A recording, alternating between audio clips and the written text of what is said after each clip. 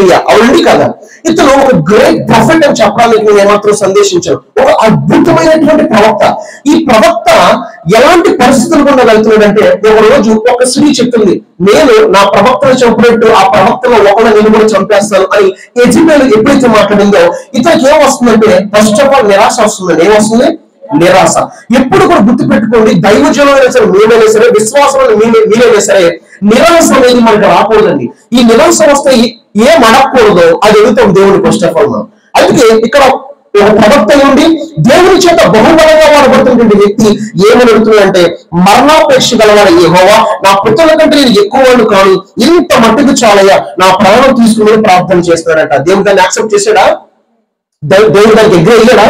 Never. ఎప్పుడు కూడా గుర్తు పెట్టుకోండి, ఎందుకంటే మనకి సాధారణంగా నిరాశ వస్తుంది. నిరాశ వచ్చినప్పుడు మనం కూడా అడగకుండా అడుగుతాం, దేవుడికి నచ్చని అడుగుతాం, దేవుడిని బాధపరిచి అడుగుతాం.